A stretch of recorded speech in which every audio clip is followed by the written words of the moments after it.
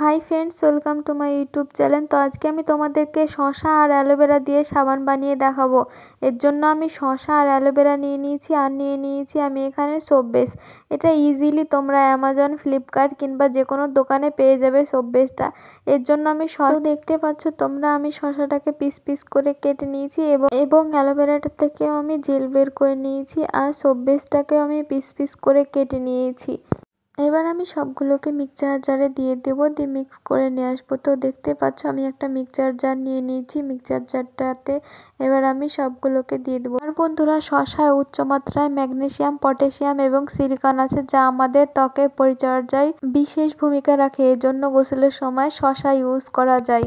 এবার আমি এর ভেতরে কেটে রাখা অ্যালোভেরাগুলো অ্যাড করে দেবো। অ্যালোভেরা আমাদের ত্বকের জন্য অনেক ভালো। এটা পিগমেন্টেশন দূর করতে সাহায্য করে এবং ড্রাই স্কিনকে সফট করে তুলতে সাহায্য করে থাকে অ্যালোভেরা। তো দেখতে পাচ্ছ আমি মিক্স করে নিয়ে চলে এসেছি। এবার আমি জুসটাকে বের করে নিয়েছি। এটাতে আমি একটা ফুড কালার অ্যাড করে দিয়েছি, বিনা কেমিক্যাল ছাড়া ফুড কালার। এটাতে তোমার ত্বকের কোনো ক্ষতি হবে না।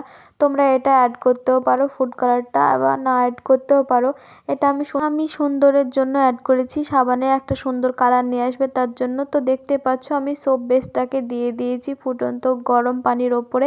এবার এটাকে আমি একটা চামচের সাহায্যে নাড়তে থাকবো, আর এটা গলতে থাকবে।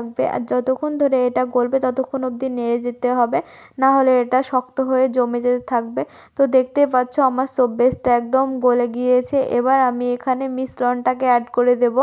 ভালোভাবে আমি একটা চামচের সাহায্যে সোপ বেসটাকে ফেটিয়ে নিচ্ছি। এবার আমি মিশ্রণটাকে অ্যাড করে দিয়েছি। এবার আমি ভালোভাবে নাড়তে থাকবো, যতক্ষণ ধরে মিশ্রণটা না মিক্স হবে ততক্ষণ ধরে আমি ভালো করে নাড়তেই থাকবো।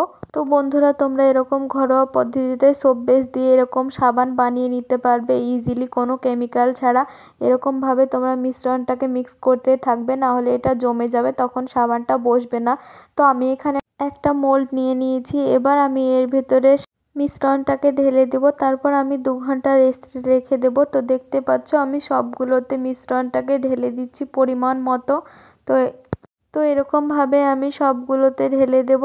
আর এই সাবানগুলোর ওপরে যে ফেনা ফেনাটা তৈরি হয়েছে, এগুলোকে একটু আমি চামচের সাহায্যে তুলে নেব। এটা থাকলে একটু দেখতে খারাপ লাগবে সাবানটা, তাছাড়া কিছুই না।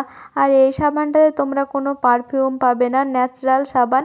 তো ন্যাচারালি পারফিউম পাবে, যেমন অ্যালোভেরার যেরকম পারফিউম হয় সেটাই পাবে তোমরা। তো দেখতে পাচ্ছ 2 ঘন্টা পর আমি চলে এসেছি, আর আমার সাবানটা বসে গিয়েছে। আর আমি সাবানটাকে তুলেও নিয়েছি, কত ইজিলি উঠে গিয়েছে, কত সুন্দর একটা ন্যাচারাল কালার এসছে এবং ন্যাচারাল সাবান। তোমরা এরকম বাড়িতে ন্যাচারাল সাবান বানিয়ে নিতে পারবে। তো আমার ভিডিওটা ভালো লাগলে লাইক, কমেন্ট, শেয়ার করবে। দেখা হচ্ছে নেক্সট ভিডিওতে।